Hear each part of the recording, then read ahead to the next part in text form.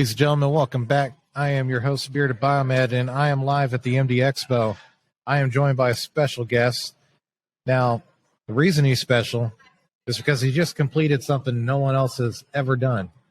You're the first in the world. What I mean by that is this gentleman just completed the AAMI Apprenticeship Program for the Biomed field. And I think this will benefit a lot of people interested in possibly pursuing the field to get a snapshot of what it's like to go through the program.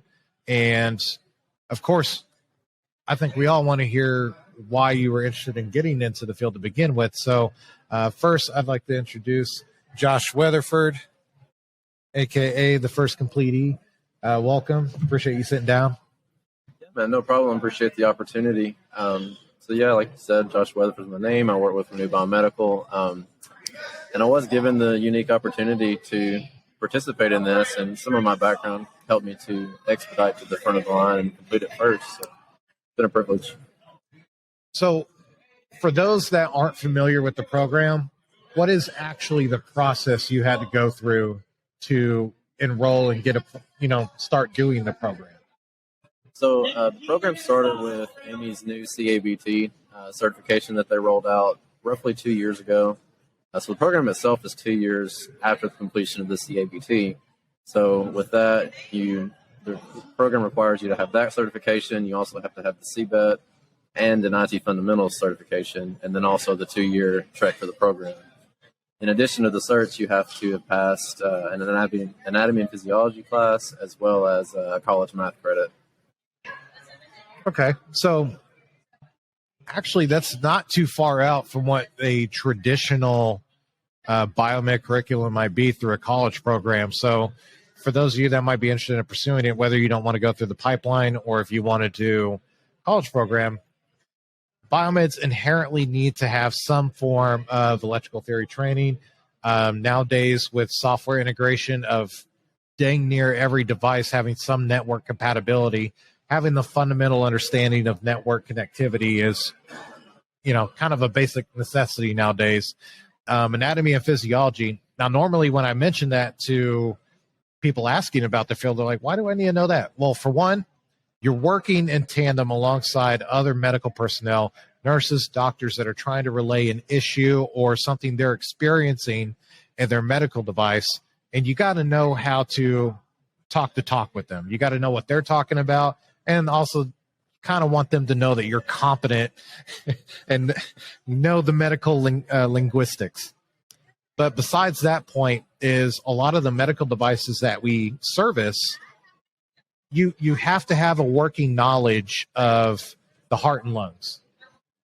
I mean, when you're measuring blood pressure, you are working on ventilators, you have, just a manner of just different devices that call on you to have a general understanding of anatomy and what that device is trying to do. How is the EKG pulling its signal from, your RA, your LA, your LL, and your RL? I think I got those four. And then, of course, your V1 through your V6. So this is good, because if you guys do not want to go through the traditional, sit in a class, do that kind of curriculum, I would assume, obviously, you're still trying to get the same level of training, but did it give you more freedom the way it was structured? It did. So especially since so I'm from Jackson, Tennessee is where we're located. There's not a biomed program located anywhere really near that I could enroll in. Plus, this was offered more as almost an on-the-job type training, because you get exposed to the field. Renew Biomedical actually has a CABT sponsored class, so you start there and then you're put in the class and you can go through it for that certification. And then that helps you along. So let's look at it from this aspect too. When anybody is pursuing higher education or pursuing a career field, number one thing we all look at is how much is it going to cost me? 100%. Because let's be frank, some of the schooling out there is you hear doctors and other kind of professions out there, they're paying off their college for the majority of their life. So good thing about the biomed field is it's actually your return on investment comes very quickly. I'm not going to go through the different prices of different colleges and what they offer, but I guarantee you it's probably a quarter, if not less, than what most programs might cost you in the medical field. Now, you did say the CABMET was sponsored by the company that onboarded you, right? Right. So we actually have we call it our training academy. It's a big conference room that's set up, and Richard is our instructor for that. And he basically took AAMI's source content and adapted it into a teachable class format. So techs will spend 3 to 6 hours a week in that training for the CABT, and then past that, the CBET and the IT are more self-study type things, but the company does provide the study resources for those. So my question to you is, when you're not doing that 3 to 6 hours of curriculum, what are you doing in between that? You're on the bench getting training, hands-on training. Exactly. Most valuable type of training. Which, to be fair, depending on what college program you're going through, some people might cite that, okay, maybe they're not getting the tool craft component of it. A lot of what goes through on in our field when it comes to being a technician is experience. I've been in the field 15 years. I still learn how to work on something all the time. There's too many modalities out there. There's too many different failure circumstances, things that can occur that you didn't experience prior. And the thing is, when you are on the job learning how to do things, you start picking up things. Okay, I've seen this before. So you can, besides obviously troubleshoot it better, you get to the point to where if you see a certain error or a certain light flash or a certain function go a certain way, certain pressure reading, you know exactly where to go because you've already experienced it before. So that leads to lower downtimes of equipment, which makes the customer happy, which improves patient care, patient safety, which is why we're doing this. Since you have completed the program, which was just recently, a couple weeks ago, what all have you dove into medical device wise? The whole journey. Where I work, we deal with a lot of we do ventilators, infusion pumps, defibrillators, patient monitors, EKG machines. So pretty much the whole EMS gamut. So we do a lot of transport type modalities. Ambulatory. Mm-hmm.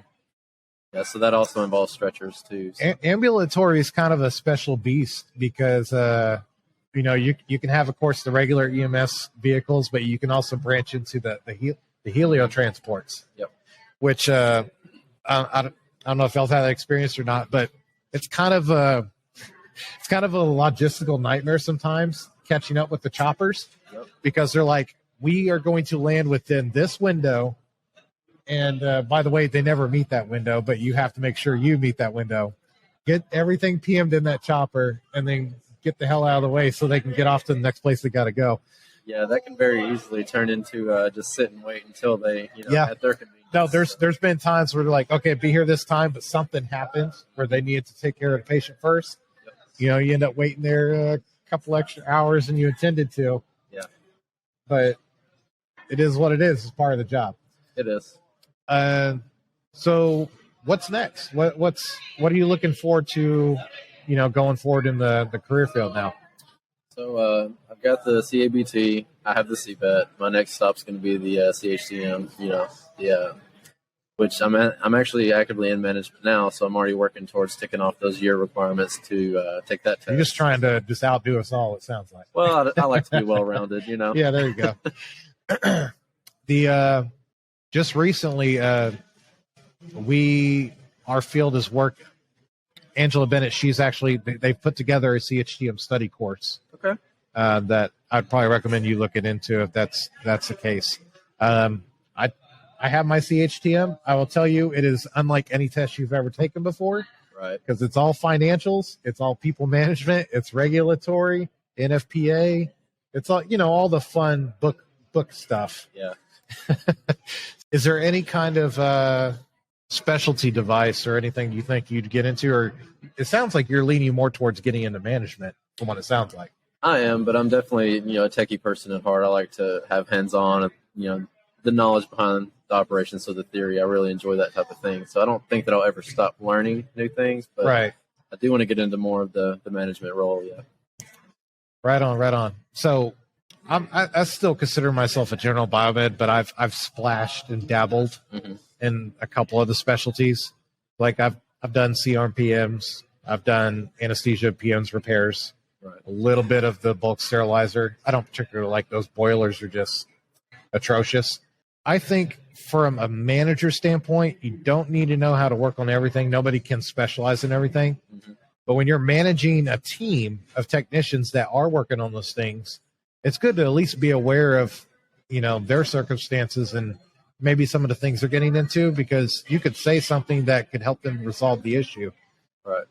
I think from a manager standpoint, just being able to communicate effectively and understand all the different pieces of a biomed team and what they're required to do is just going to, of course, enable you to supervise them better, right, and give them support.